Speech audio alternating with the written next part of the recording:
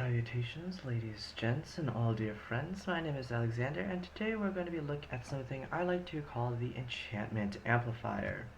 So this thing is of course going to be modded Minecraft, and we're going to be taking a look at three different mods. One, Industrial Foregoing, which has the Enchantment Applicator, the Supreme Black Hole Tank, as well as the Enchantment Extractor.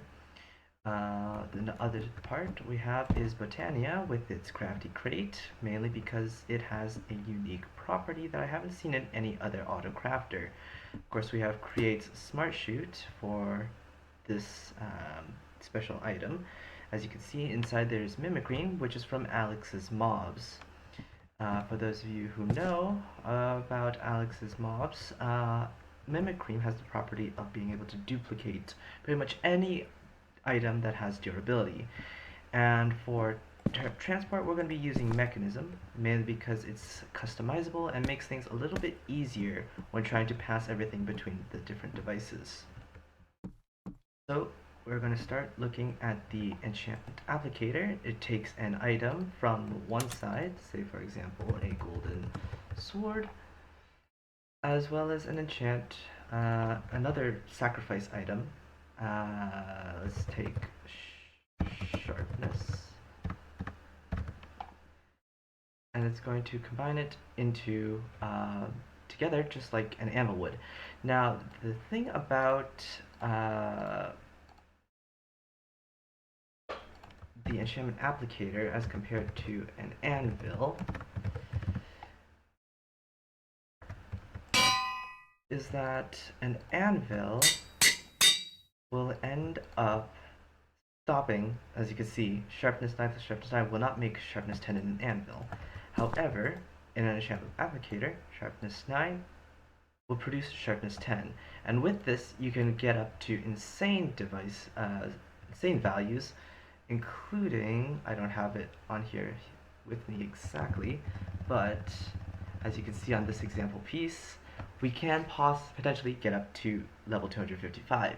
Now, level 255 is the maximum enchantment level you can have on an item. Minecraft will not let you go any further, regardless of the amount of times you'll shove a 255 into it. So, let's get started with an example of the construction. So we're going to want to start things like this. So I have this enchantment applicator set up to pull essence from the top. This part doesn't really matter, but pull an item or have an item be pushed in from the front, allow it to pull a sacrifice item from the bottom, and then finally push an item out towards the right. And we do this, and we have the logistical sorter to automatically eject it and have it set to be round robin.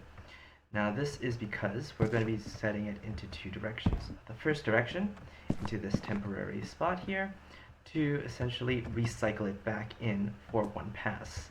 Now round robin means that it'll send it over afterwards. Here. This way to the crafty crate, which we'll leave as is here. Now the crafty crate is then going to produce, once it has everything filled in, it's going to produce an item. And let's make sure that this is not pushing anything into the hopper here. But the hopper is then going to feed into the enchantment extractor. Now the enchantment extractor I have set up to essentially pull from above, pull the item to remove it from above, pull some books from the right, push the items directly out in front, and, well, essence we're not going to really use, so that doesn't really matter. So the enchanted books are going to be sent out through the back, and the enchantment item is going to be sent out to the front. So if it's going to be sent to the front, eject on, round robin.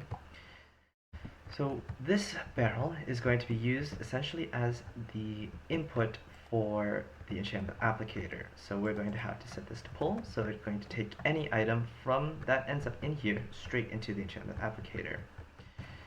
That being the case, this does not connect into it. Normally I'd push it, actually, you know what? It would be much easier to push it over one more. That way we don't have any of that annoying linkage with. So,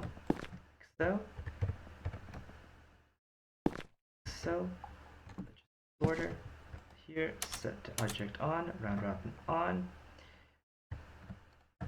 Now we're going to be just using a drawer, stored from the storage drawers mod. Of course, you can use pretty much any different storage device. We're going to lock it so that only books go in. As you can see on the top left, we have books stacked and locked. Now, I would recommend installing a void upgrade to this drawer, mainly because the method I'm going to be using to produce more books into recycled books into it is going to be coming in from ProjectE. Now, if we look at ProjectE, we have the energy condensers. We just need this one, and it's going to essentially produce the books that we need.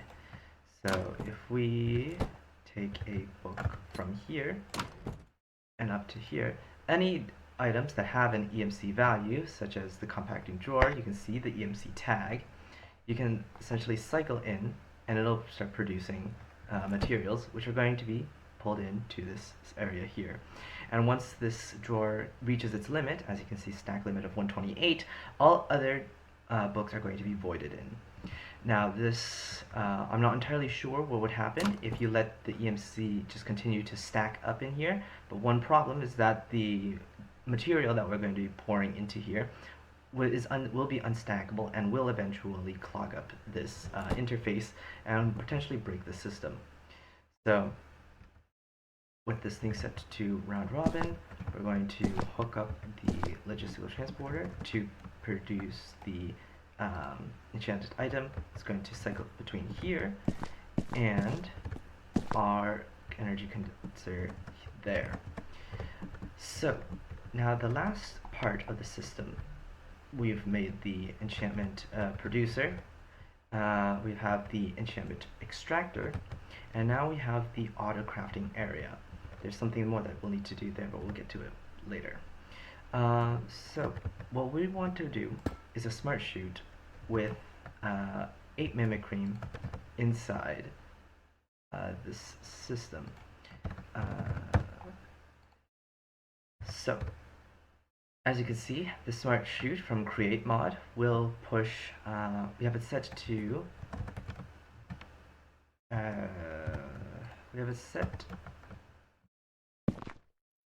to move items specifically. It would be 8 items into the bottom area here. And what the material we're going to be pushing into it is 8 mimicry, mainly because one item will be coming up from here, and there are 9 slots for this crafter to accept. So we want to have space only for 8 mimicry and 1 item. Now the mimicry just has to be mixed together. It doesn't have to be in any specific orientation. That's why we can simplify it down to just these two for the logistics of it. Now we want to control it because, as you can have already seen, the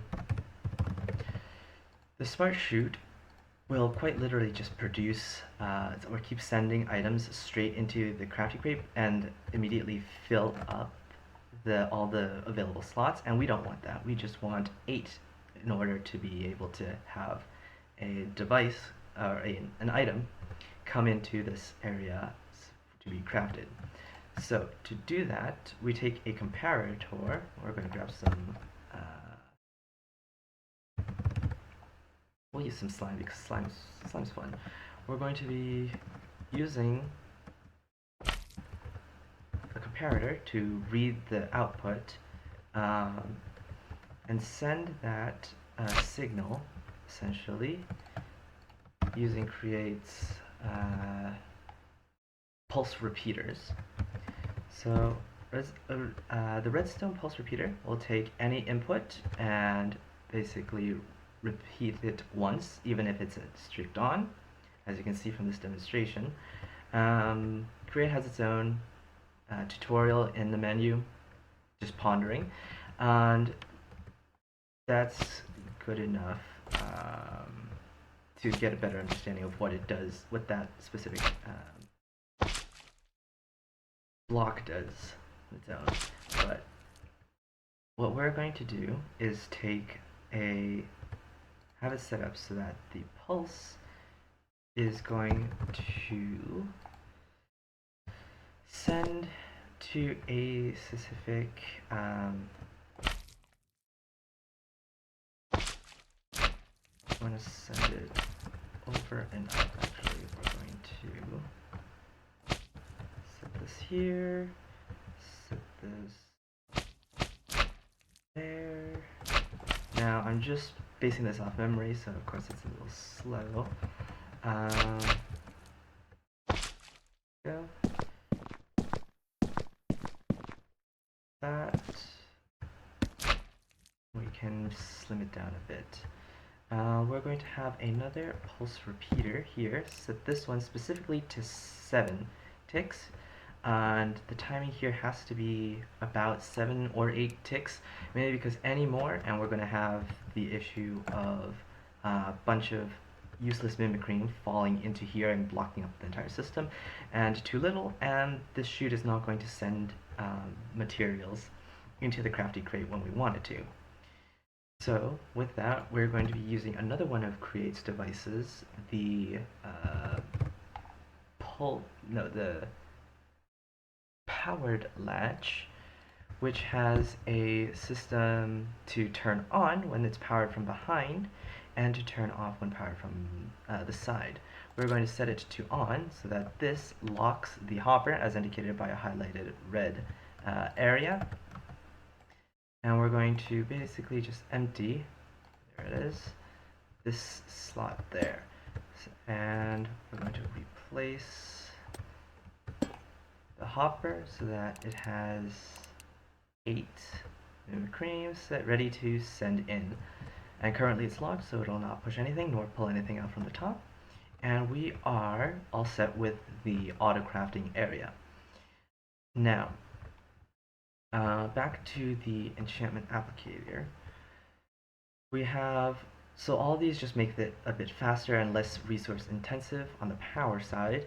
But what we'll need is a supreme black hole tank, mainly because at high levels, especially the 255 levels for treasure enchantments, this thing is going to devour like hundreds of thousands of buckets of essence, or hundreds of millions of millibuckets. So unless you have some device that is going to be infinitely producing, that's going to be effectively, you're going to want to have a mob crusher producing lots and lots of essence for this system. And now all that's left is to power it. So I'm just going to be using a creative energy cube for convenience sake. And we're going to place it here, and cables.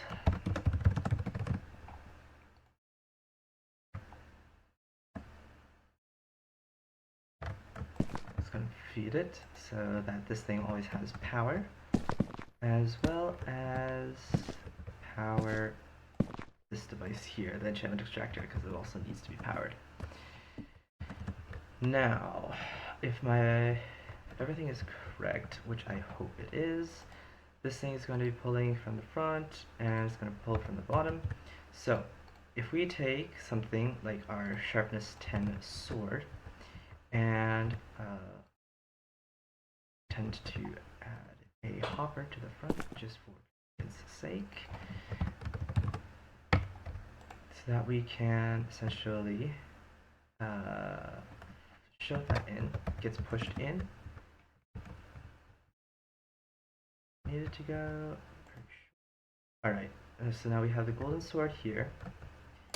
And we have the extra golden sword that we didn't need sent into there, because if you know Alex's mobs, you'll know that the Mimic Cream with a item with durability will produce two. One of them will be the original, and the other will have 0 durability. So, as a result, in the instructor, we have 2 sharpness 10 books, because there were 2 golden swords with sharpness 10 that were produced. The only enchantment you can't use this method on is with mending, but mending doesn't get any benefit from higher levels anyways, so it's pretty much useless to put in here in the first place. Now, enchantment books are sent out to the back, so I'm going to have to rewire this under. And let's try to wire this up in a good way. Take this out from here. Just gonna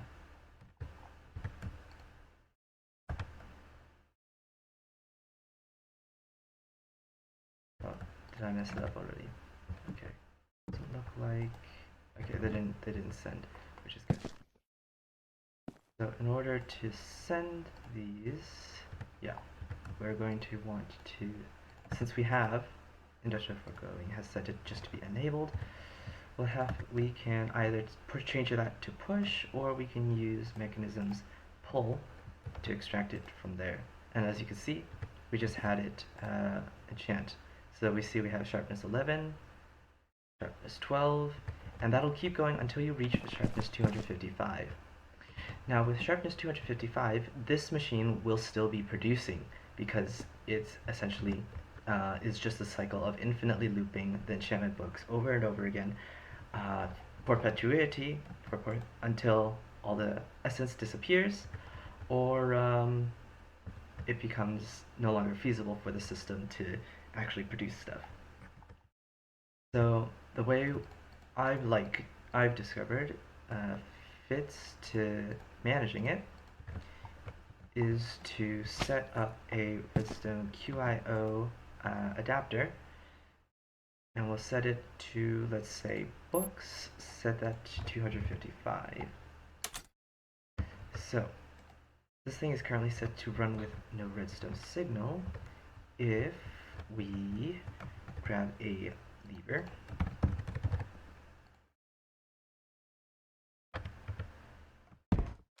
we can power the barrel, which as a solid block, it'll prevent it from making any further adjustments. And now we can make the modifications. So this thing is set to 255, as 255 being the maximum level. And we're going to use a dropper to essentially pulse whenever this circuit triggers into a barrel or an importer. And we're going to set the frequency, let's call it counter. Okay, so this thing is set to import without filter. This one will also set to hold without filter. And now we need a QIO drive array. Now QIO drive arrays are a bit tricky to produce, because you have to get polonium, which cannot be EMC'd, which requires polonium, and any water liquid. With some fluorite dust and polonium nuclear waste, which comes from solar neutron activator producing nuclear waste, which comes from the fission reactor. So it is a little bit tricky to produce, but if you're going for level 255 anyway, I really would expect you to have a high-powered system in different mods as well. So we're just going to produce a QIO drive array, which again needs another polonium pellet.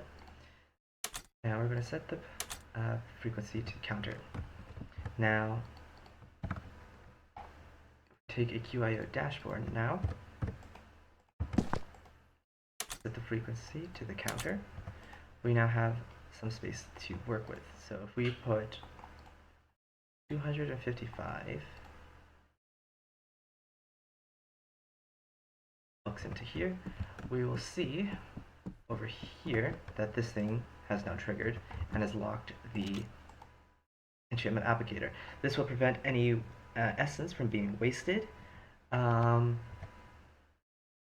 and will excess essence from being wasted, as well as keeping it in stock with 2 of the Sharpness 255 books.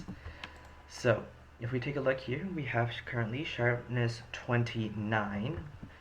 So what we're going to do is from this QIO dashboard, we're going to be extracting until we only have 29 items into here.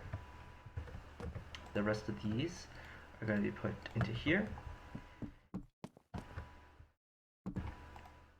And now we're going to shut that off. Now, as you can see, this thing is currently cycling over and over again. And eventually, with enough time, we will get a level 255 book from this. Now, as you can briefly see, because I'm using ultimate transporters to mainly speed up the process,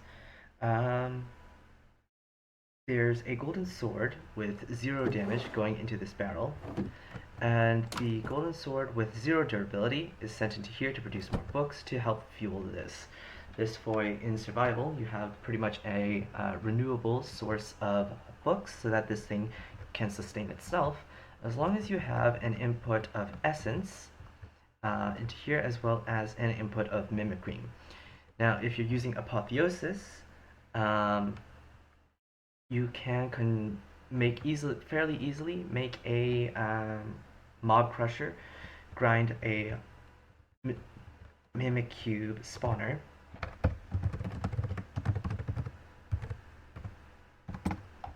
so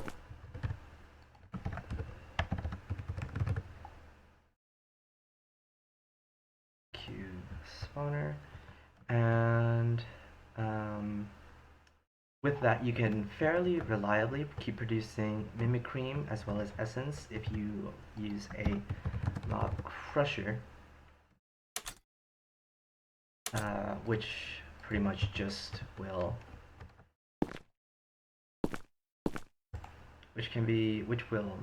when powered, basically produce mimic cream and essence that you can then pipe into your Supreme Black Hole tank for this whole system.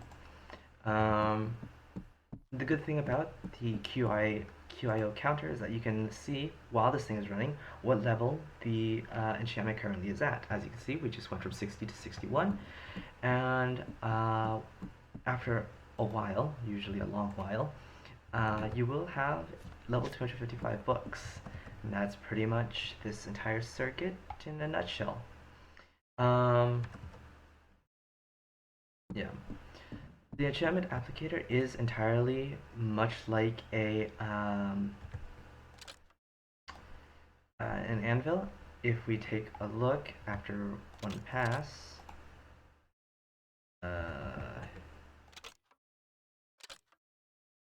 see, we have the tag at the bottom, repair cost 1.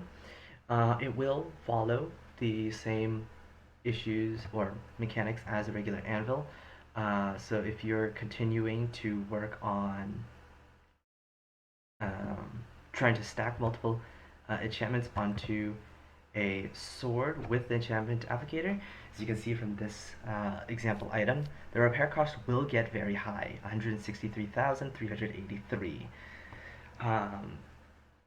It's not really a problem with enchantment applicator because it'll just push everything together, but it will consume quite a considerable amount of essence to fuel the whole system.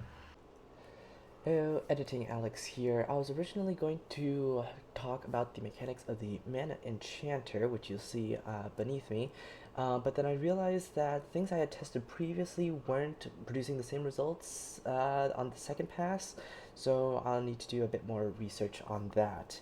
Anyways, I hope you guys can break some things in your Let's Plays, And I look forward to seeing what other mod ideas you guys have for interesting interactions or potentially other devastating effects.